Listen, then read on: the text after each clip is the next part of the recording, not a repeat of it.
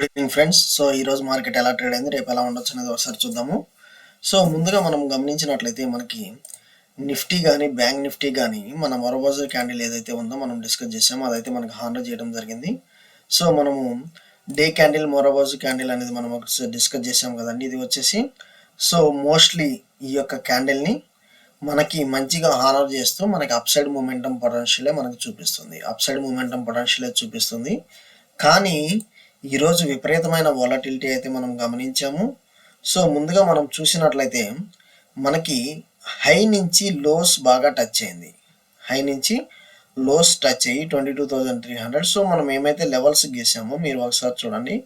Levels అనేది even bottom side horn అయింది. Once ఇది ఒక రీచ్ ఈ లెవెల్ ఎప్పుడైతే మనకి అప్ సైడ్ మూమెంటం స్టార్ట్ అయిందో, ఇక్కడ గ్రీన్ క్యాండిల్ ఫామ్ అయిందో, మన up side momentum potential momentum అనుకున్నాము. సో ఇది మనకి ఈవెన్ డౌన్ సైడ్ కానివ్వండి, అప్ సైడ్ కానివ్వండి, మనకి మూమెంటం అయితే క్యాచ్ అయింది.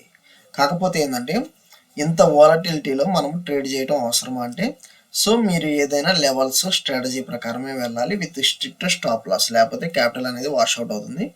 అది మీరు ఒకసారి మనం ఏదైతే లెవెల్స్ డిస్కస్ చేస్తున్నామో ఆ లెవెల్స్ ఆన్ అవుతున్నాయి, కాకపోతే ఆ లెవెల్స్లో మనం ఎంటర్ అవుతున్నామా లేదా అనేది మనం చూడాలి. సో రేపు ఎలా ఉంటుంది అనేది మనం ఒకసారి మన ఆప్షన్ డేటా ఒకసారి గమనిద్దాము. సో ఈవెన్ మనం బ్యాంక్ నిఫ్టీ చూసినట్లయితే నిఫ్టీ ఉన్నంత ఫాల్ మనం బ్యాంక్ నిఫ్టీలో మనం అంత గమనించలేదు.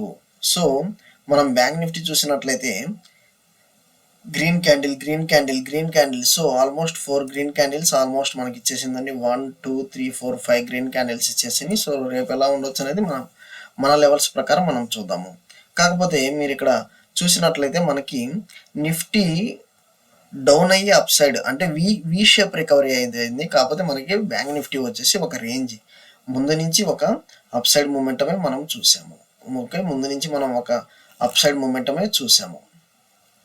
సో రేపు ఎలా ట్రేడ్ చేయాలనేది మనం ఒకసారి చూద్దాము. ఆప్షన్ చేంజ్ డేటా ద్వారా ఈరోజు మనం డిస్కస్ చేద్దాం. ఓకే, సో మనం నిఫ్టీ చూసినట్లయితే 22,450 లెవెల్స్ మనకి ఇది క్రాస్ అవుతా ఉంటే 22,500, దెన్ 22,600. సో 22,500 గ్రీన్ క్యాండిల్తో ఫామ్ అయితే ఉంటే మాత్రం మనం 100 పాయింట్స్ అప్ సైడ్ మూమెంటం చూస్తాము. 22,600, దెన్ 22,700 మనకు వచ్చేసి అప్ సైడ్ మూమెంటం అనేది కనిపిస్తుంది. లేదు మనకి బ్రేక్ అయితే మాత్రం 22,400 బ్రేక్ అయితే మాత్రం మనకి డైరెక్ట్గా 22,300 అండ్ దెన్ 22,200. సో ఏదైనా మనకి 22,450 500 దగ్గర గ్రీన్ క్యాండిల్ ఫామ్ అవుతుందో, రెడ్ క్యాండిల్ ఫామ్ అవుతుందని చూసి మనం ఎంటర్ అవ్వాలి. So up side momentum 200 points, down side momentum 200 points అనేది మనకి క్లియర్గా కనిపిస్తుంది. కాకపోతే నిఫ్టీకి బ్యాంక్ నిఫ్టీకి ఏంటంటే నిఫ్టీ వచ్చేసి మనకి కరెక్షన్ అయ్యి రికవరీ కనిపిస్తుంది, కానీ బ్యాంక్ నిఫ్టీలో మనకి ఓన్లీ గ్రీన్ క్యాండిల్సే కనిపిస్తుంది. సో గ్రీన్ క్యాండిల్స్ కూడా మనకి ఏంటంటే మేజర్గా ఇది 48,000 ఏదైతే ఫిగర్ ఉందో అది మనకు క్రాస్ అవుతూ ఉంటే మాత్రం 48,200 ఫస్ట్ టార్గెట్గా మనం చూసుకోవాలి. సెకండ్ టార్గెట్గా వచ్చేసి మనం 48,500 చూసుకోవాలి. ఒకవేళ మనకి లోవర్ లెవెల్ బ్రేక్ అయితే ఉంటే మాత్రం మనకి 47,800 అనేది మనం ఫస్ట్ టార్గెట్ తీసుకోవాలి. దెన్ 47,500. సో ఇంత మూమెంటం ఈరోజు ఇచ్చిన తర్వాత రేపు కూడా అంత మూమెంటం ఉంటుందా లేదనేది మనం ఒకసారి మన ఆప్షన్ చేంజ్ డేటా ద్వారా చూసాము. ఏదైతే మనం డిస్కస్ చేసామో ఒకసారి మీరు ఆ క్లియర్ లెవెల్స్లోనే ట్రేడ్ చేయడం చూడండి. ఓకే, నెక్స్ట్ ఇక్కడ bit coin hits record high of $69,202 అన్నట్లుగా ఇచ్చాడు. కాకపోతే ఏంటంటే బిట్ కాయిన్ అనేది మనకి ఓవర్ నైట్ ఏదర్ కుబేరా అయినా అవ్వచ్చు, లేకపోతే బెకార్ అయినా అవ్వచ్చు. సో అందువల్ల ఏంటంటే మనం బిట్ కాయిన్ అనేది ముందు నుంచి టచ్ చేయట్లేదు. సో ఇది మనకి ఒకటే అవుట్ ఆఫ్ మ్యాటర్ అండి. ఓకే, సో పేటిఎం మీద కూడా ఒక ఇంపార్టెంట్ డిస్కషన్ ఇచ్చారు.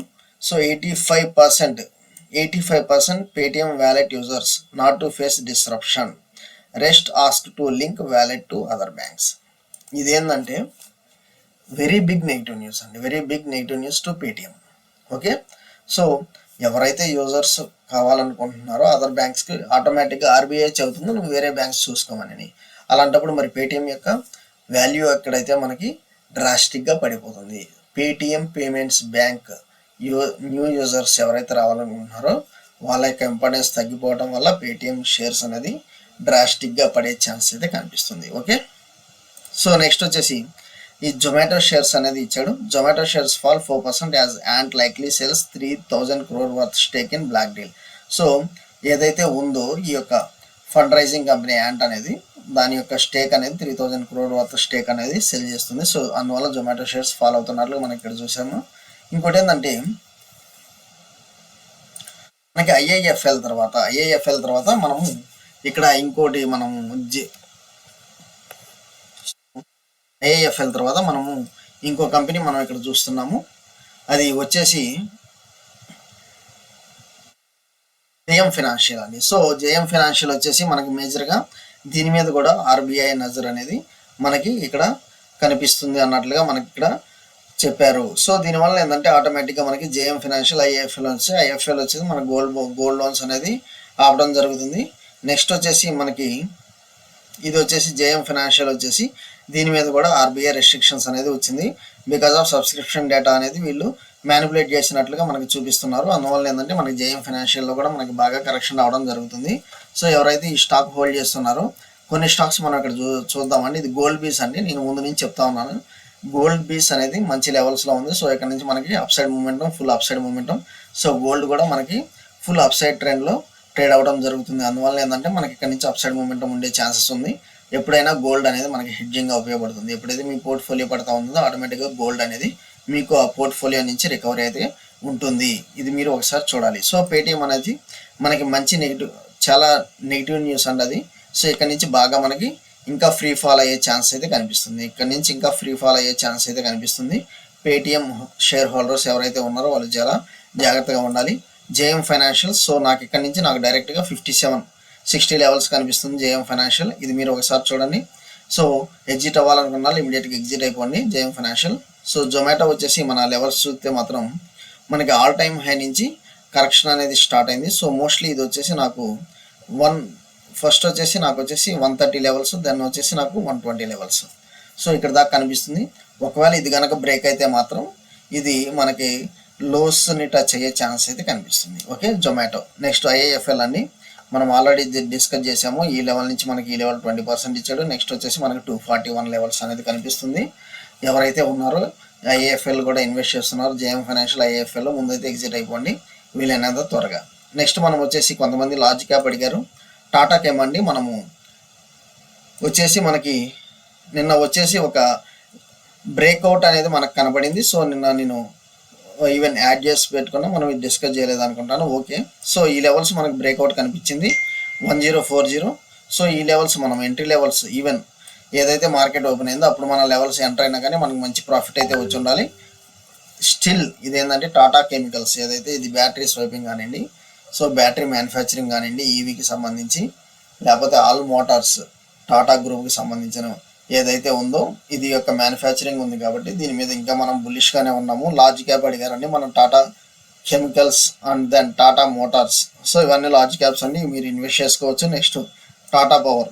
సో టాటా గ్రూప్ మీద మనం ఎక్కువ స్ట్రెచ్ ఎందుకు చేస్తున్నామంటే టాటా అనేది trustworthy company. Okay, so మీరు ఈ కంపెనీస్లో ఇన్వెస్ట్ చేయొచ్చు, not a problem. Large cap companies almost ఇది టాటా ఇన్వెస్ట్ ఇది విపరీతంగా పెరుగుతుంది. మనం 4000 లెవెల్స్లో చెప్పాము. ఇదేంటంటే దీని యొక్క ఆకాశమే హద్దు అన్నట్లుగా ఇది చెలరేగిపోతుంది టాటా ఇన్వెస్ట్. సో ఇప్పుడైతే ఇది ఇన్వెస్ట్ చేయొద్దు, ఎందుకంటే ఇది ఆల్ టైమ్ హైస్ వెళ్ళిపోతుంది కాబట్టి కరెక్షన్ అయితే ఉంటుంది. 1 2 3 4 5 6 సో కరెక్షన్ అయితే ఉంటుంది. ఒక 2-3 డౌన్ సెషన్స్ అయితే కనపడాలి నాకు లోవర్ సర్క్యూట్.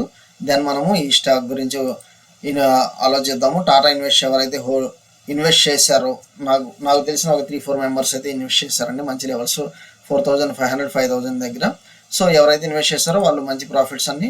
సో ఒకవేళ ఎప్పుడు ఎగ్జిట్ అవ్వాలంటే కొంత కరెక్షన్ కనబడినప్పుడు మనం చెప్దాము, ఆటోమేటిక్గా అప్పుడు మీరు ఎగ్జిట్ అవ్వండి. ఏదైనా లెవెల్స్ ఉన్నా మనం డిస్కస్ చేద్దాము. నెక్స్ట్ వచ్చేసి ఇంకా కొంతమంది ఈరోజు మేజర్గా గత కొన్ని సెషన్స్ నుంచి ఏమైతే ఉన్నాయో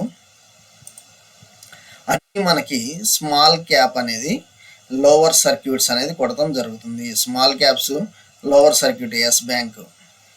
నెక్స్ట్ ఇంకా సో చాలా లోవర్ యూనిటెక్ లోవర్ సర్క్యూట్, ఇది వక్రాంజీ అండ్ యాష్ని. సో ఇవన్నీ చాలా లోవర్ సర్క్యూట్స్. మనకి పెన్నీ స్టాక్స్ కూడా మనం ఇక్కడ చూపిస్తున్నాము. సో అంటే మార్కెట్ వచ్చేసి ఇది GTL Infra, Yes Bank, so Paytm, RailTel, IRFC ఇవన్నీ మనకి లోవర్ సర్క్యూట్స్ కొడతాం జరుగుతుంది. సో ఎందుకు ఇలా జరుగుతుంది ట్రైడ్ అంటే చూడండి. అంటే ఇప్పుడు ఏంటంటే మార్కెట్ మొమెంటం అనేది ఓన్లీ లార్జ్ క్యాప్స్ మీద ఆధారపడి ఉంది.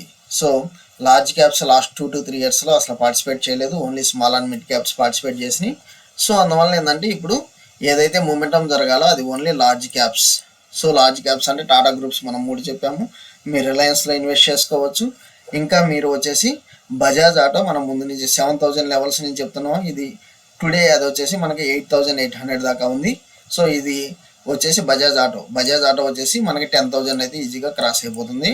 అది మీరు ఒకసారి చూడాలి. ఓకే, సో లార్జ్ క్యాప్స్ ఏమైతే ఉన్నాయో మనం డిస్కస్ చేస్తున్నాం. ఇంకోటి ఏంటంటే మనకి సన్ ఫార్మా, ఐసిఐసిఐ బ్యాంకు, ఇవి కూడా మీరు ఇన్వెస్ట్ చేసుకొని along with HDFC bank. So large caps కొన్ని స్టాక్స్ చెప్పాం, అవి మీరు ఇన్వెస్ట్ చేసుకోనండి. స్మాల్ క్యాప్ నుంచి మనకి ఫండ్ మేనేజర్స్ ఎవరైతే ఉన్నారో వాళ్ళు వచ్చేసి లార్జ్ క్యాప్స్కి షిఫ్ట్ అవుతున్నారు. సో ఈ షిఫ్టింగ్ వల్ల మనకి స్మాల్ క్యాప్స్ అనేవి లోవర్ సర్క్యూట్స్లో ట్రేడ్ అవుతున్నాయి. లార్జ్ క్యాప్స్ మంచి మూమెంటం ఉంటుంది. ఓకే, థ్యాంక్ యూ అండి. Follow for important updates. So levels అనేది మీకు క్లియర్గా అర్థమైంది అనుకుంటున్నాను. మీకు ఒకవేళ అర్థం కాకపోతే మనం మళ్ళీ డిస్కస్ చేద్దాం. ఓకే, థ్యాంక్ యూ అండి. మనకి ఈ లెవెల్స్ కూడా క్లియర్గా ఇచ్చాము, అది మీరు ఒకసారి చూడాలి. Okay, thank you for subscription అండి. మన వాట్సాప్ గ్రూప్ ద్వారా అందరూ జాయిన్ అవుతున్నారు. సో ఏదన్నా ఉన్నా మనం వాట్సాప్ గ్రూప్ ద్వారా డిస్కస్ చేద్దాం. Thank you.